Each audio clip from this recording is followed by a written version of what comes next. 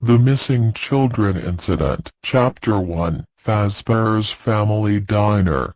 A few weeks had passed. Barney found his new work quite entertaining, and not just the part where he was observing the kids. Fazbear's Family Diner happened to be not boring at all.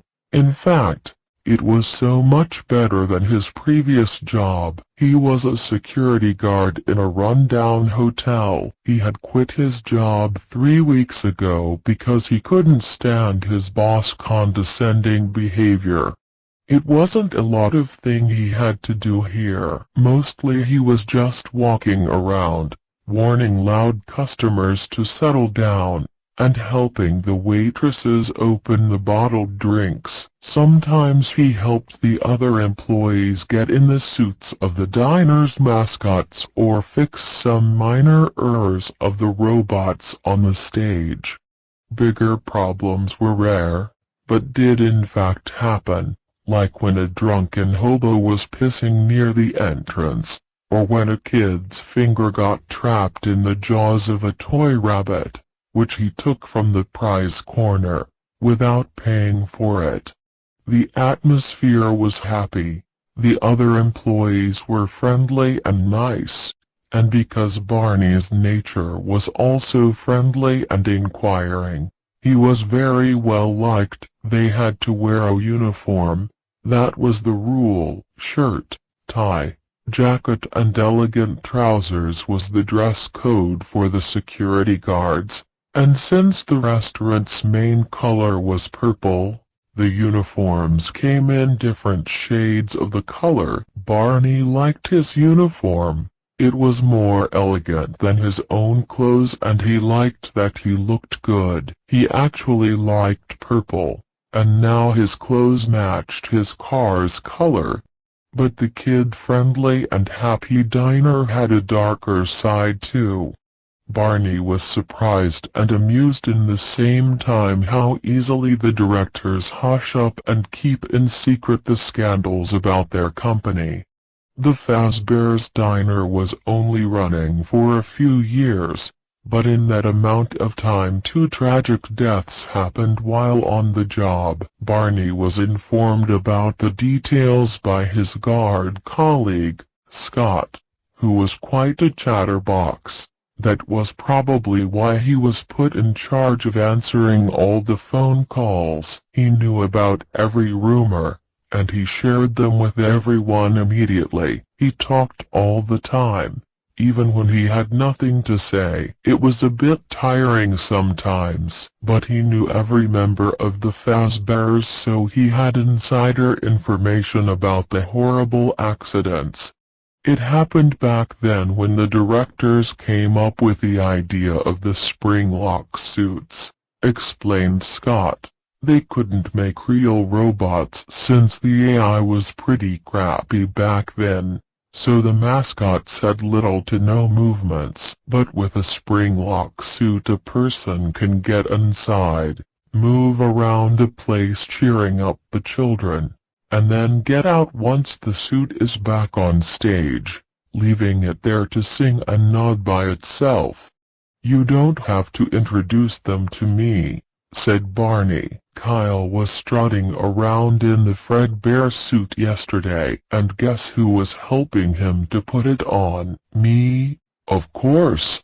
Okay, I just wanted you to empathize with it better. I enjoy the precious feel of pushing someone in those suits almost every day, do you think?" Barney knew those spring-lock bots very well. The diner had only 2 right now. They kept them in the memory of the first Freddy Fazbears. One was a golden bear, while the other a golden bunny. Both of them ugly as hell. They had huge jaws, full of large teeth which gave them a permanent spooky grin. The new robot band also had a large teeth, but not as much as their ascendants. The employees, who had to wear these suits, were always complaining how inconvenient and hot they were. They could barely breathe in them, and there is no thanks if they can, because the suits soaked up all the body odor of the person who were sweating in them before. To maneuver around in them was a nightmare, and putting on the suit wasn't an easy task either. They usually asked the only man available, which was Barney, to help them. So, Scott continued the story. That was the time when the first few spring lock bots were made, and nobody had any experience with them. There wasn't any problems first, but on a rainy day, when the poor dude put it on in a haste and with his clothes still wet, the spring locks locked up and the suit, well, crushed him. It happened in the staff's room, and there were 2 other people besides him. They told me later that everything happened so fast that they didn't notice anything first. They just heard some clicking noise, then a whomp, and when they looked there, the guy was lying on the ground in the bunny suit. He didn't make a noise, so they thought he just fell over. But then they noticed the red ooze that was flowing through the gaps of the suit. They said it looked like pizza sauce. One of the dudes fainted then, while the other tried to call for help, but it was too late. I can barely look at pizza sauce after hearing that story. It makes me throw up. Scott cleared his throat and continued. The second accident happened a few months later, and I unfortunately was witnessing it too. It didn't happen in the service room but in the diner area. Imagine it. It was an older guy in the threadbare suit. He was out there for like 15 minutes, and he was about to go back and take the suit off when it happened. Some locks could be removed or the dude moved the wrong way. Some said it happened because the suit wasn't demisted correctly. It was a humid, rainy weather then. We don't know. One thing we know is that he kept his composure until he came into the kitchen, since he didn't want to scare the families dining there. I was in the kitchen when he fell through the doors. I bet you were entertaining the kitchen staff, thought Barney. So the guy in the bear suit fell through the door. We were in the kitchen and there was, like, 4 or 5 of us. I guess 5. The guy were walking toward us, shaking. Then he bumped and fell on his knees. Get me out, he rattled. We were all in panic, right? We just stood there, shocked. Dude tried talking but he couldn't. He was just coughing instead. He tried to get on his feet, and then we saw the blood pouring under his mask, and there were clicking noises, all under his suit, and those wet, crunching noises. Scott rubbed his forehead and continued. Man, I had never felt so bad in my entire life. I was totally shocked. One of the kitchen guys yelled that we should get him out, and he and his pal jumped to rip off the suit, but they just made it worse. The noises, dude. I took a step towards them to try to help, but then I fell to my knees and threw up. One of the guys yelled to the kitchen girl to call for help, but she didn't respond. She lied on the floor, swooned. I guess since the Fredbear guy fell in the kitchen. But I don't want to go into more details. It gives me the shiver even if it happened years ago. Dude didn't survive. Yeah, I assumed so. I felt pity for him. He was a good guy. He loved children, and even before his death he tried to make sure not to scare them. They stood in silence for a few minutes. I just don't get it, said Barney. If these spring lock suits are so dangerous, why the hell are we still using them? Money, dude, money, Scott responded. Fredbear is an old favorite, the face of the restaurant. They won't throw him out just because someone died in it. Wait, does that mean that the suits in the locker's room are the same suits? Please tell me they aren't. Oh, don't worry. They got rid of those suits, probably. I don't think it is possible to clean them after they crushed someone inside. I'm sure they ended up in the incinerator. I hope so. But don't tell this for the guys you put into those shits. There's already enough complaints. The last thing we need is a strike, okay, dude? This story made Barney quite nervous. Every time when someone asked him to help them into the suit, he was afraid of hearing that clicking noise, especially when his whole arm was inside it. And if someone would end up dying in the suits, it would make an unwanted attention towards Barney.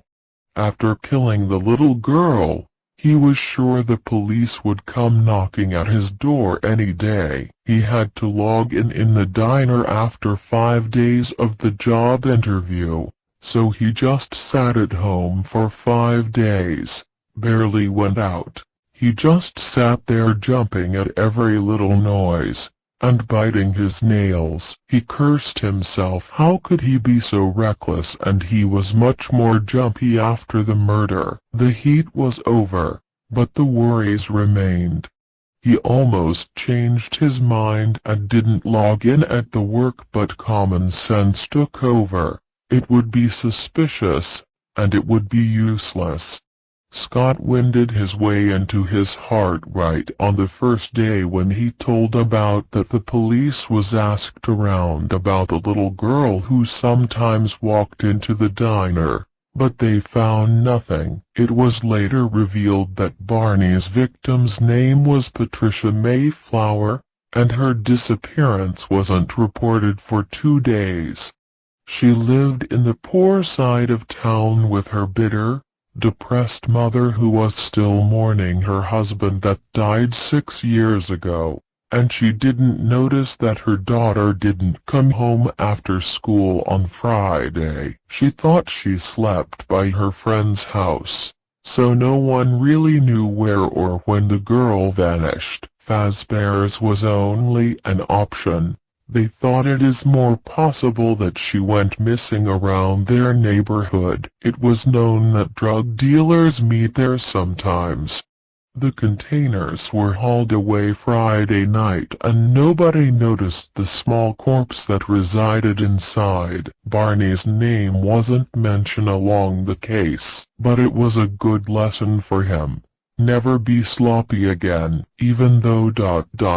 for a few nights the memory of the girl's soft, vulnerable neck enticed his mind, he made sure not to let it get in his way again. He remembered very well the 5 overstressed days when he was waiting for the police to come and drag him off to prison, so he fell back into his new job where he could see kids every day.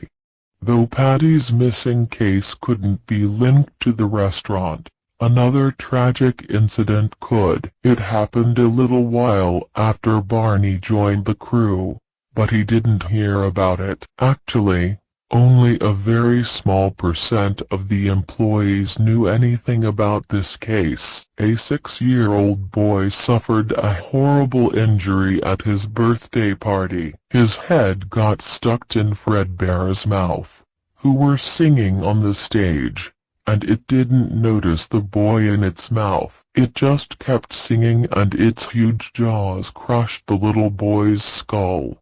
Supposedly he miraculously survived, but he was never the same. He remained injured both in body and soul. He became aloof and suffered from terrible hallucinations. But how could this happen? Asked Barney in disbelief. How the hell he got into Fredbear's mouth? He crawled in it. It's just a robot, not some fucking grizzly bear, ready to attack someone by itself.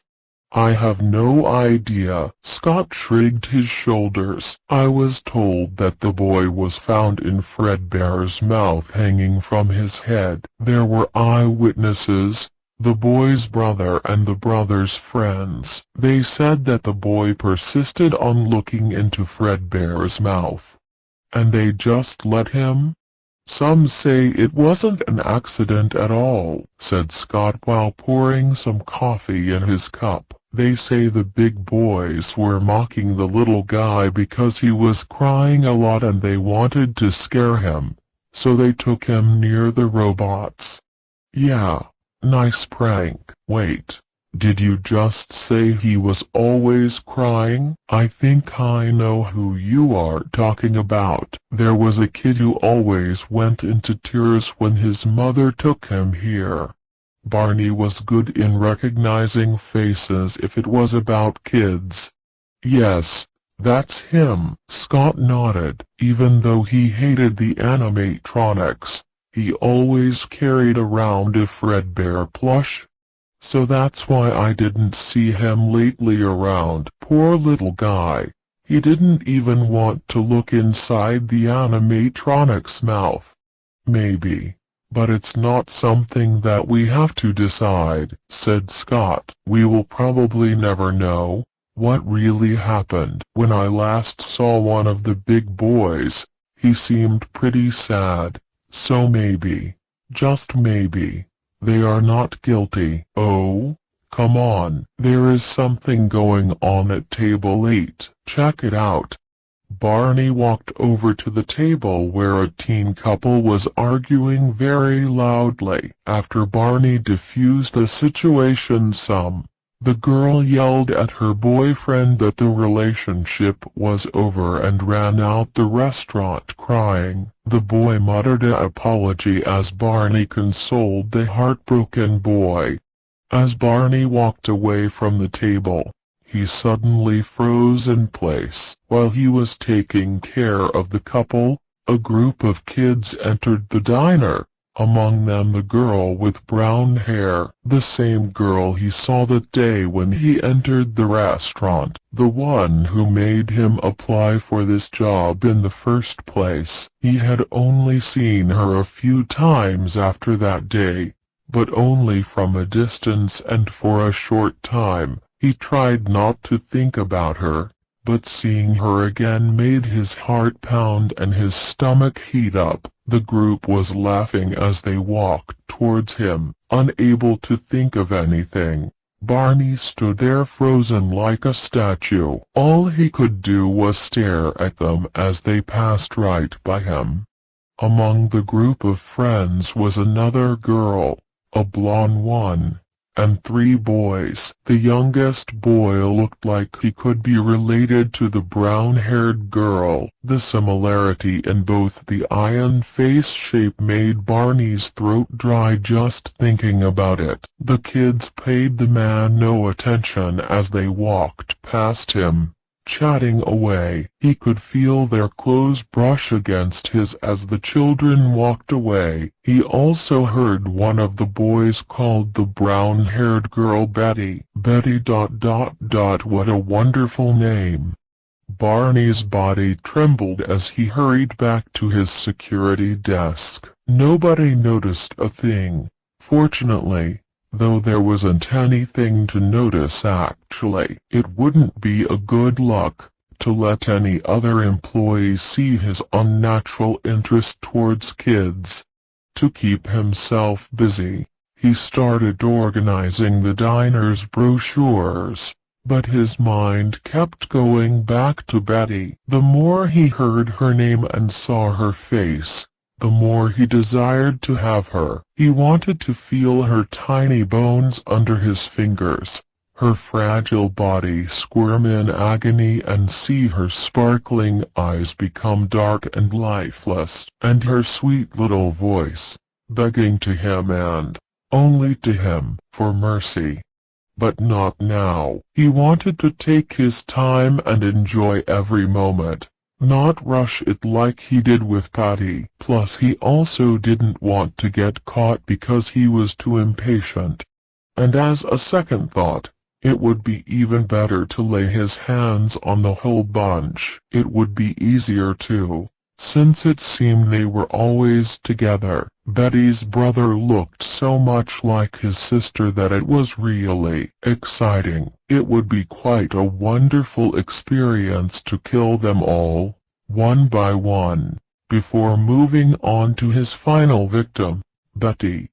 But enough for now. This requires to be well planned, and all of its moment would be very amusing.